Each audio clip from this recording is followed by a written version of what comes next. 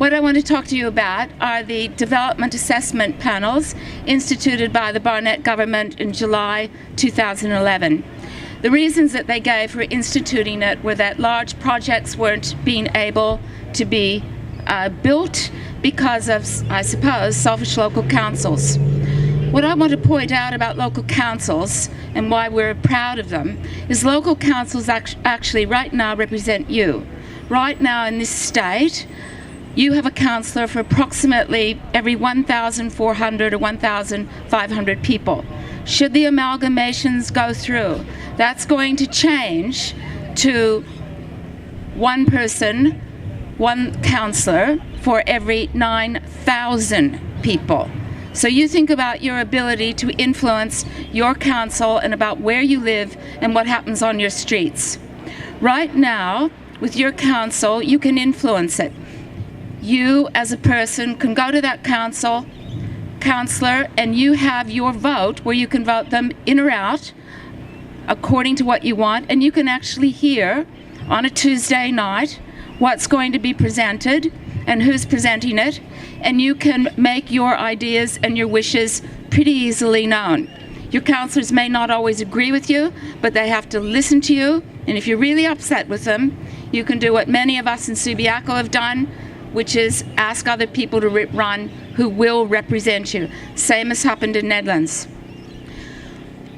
What's happening now with the DAPs is the government instituted development assessment panels in order to get around your local town planning scheme.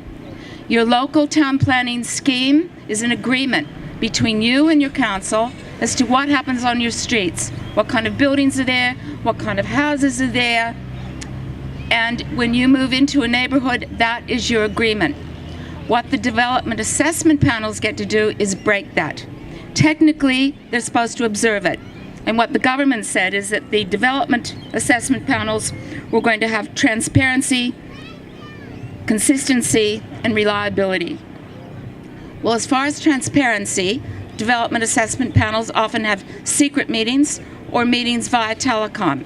That is not exactly a meeting that you can participate in an open way.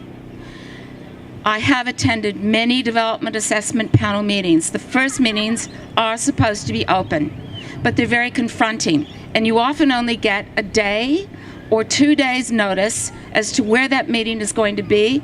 It's going to be in town. You've got to be able to juggle your work, your life, whatever it is to get there. They're also very confronting. On that panel are supposedly 3 experts. By the way, those people are appointed by the government. You don't know how they're appointed, why they're appointed, or who they know. But you can find out about them, admittedly, but they're government appointees. From your local council, there'll be 2 people representing your local council. So let's just think about it.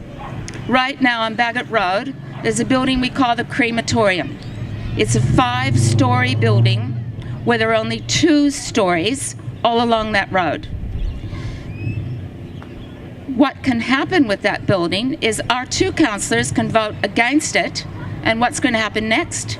The 3 development assessment panelists are going to vote for it. So your local government is always going to be voted against. That's how it works. Now, what happens if you live right across the street from it or near the building, such as I do, and you're going to be negatively impacted by it? Well, think again, you don't get to protest. The only person who gets to mount a protest is the developer if the decision goes against him or her. So let's just say, by great fortuitous chance, the building was voted down. Immediately, the developer can appeal. I cannot appeal if the building goes ahead. My only resource is to find a fault in law and take that fault in law to the Supreme Court.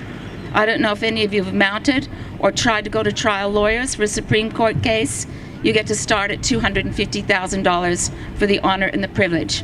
I know this because we're fighting them on Catherine Street, and it's taken a consortium of people to try and put it together. So, what else happens? People get to the development assessment panels. It's hard to find out where they are. You don't necessarily know the time. It's very confronting. to try and make a statement. And by the way, you have to ask permission. The person in charge of the panel does not have to grant you permission to speak at all. I might also point out, although they say the people are experts, what ends up happening on Catherine Street, and I don't know if any of you know Subiaco, busy road, Hay Street on one side, Roberts Road on the other side. Development assessment panel person said, oh, look, why not have an office building across heritage flats, heritage townhouses that are actually listed in the state register and the national one. Let's have these lovely, huge offices right in front on a teeny tiny little street. And it'll be good for them because the street will be varied. There's not enough shopping or not enough variety around from them. We're not even allowed to stand up and say, you've never been to that street. You haven't got a clue what's going on in that neighborhood. So, development assessment panels. The other thing, after the first meeting, the mediation meetings are in private and developers get to say who will be there. At the Bagot Road meeting, developers did not want the mayor to attend. They wanted no one to speak for the public. No one. You are the public. You have a right, a democratic right, still today, to vote this government that's put in such profoundly egregious planning laws into practice. You have the right to vote them out. In this state, right now, a developer can go to the development assessment panel with a building that costs $3 million. I would imagine some homes built around here cost $3 million. They have to go at $7 million. In New South Wales, that cutoff line is $20 million where you go. Big difference, 7 million, 20 million. And in New South Wales, people who are directly negatively impacted can appeal. It's difficult, but they can appeal. We cannot. The other very interesting piece of news about these panels is they're actually costing more money than taking it before your local council, and they're taking more time than they took before your local council.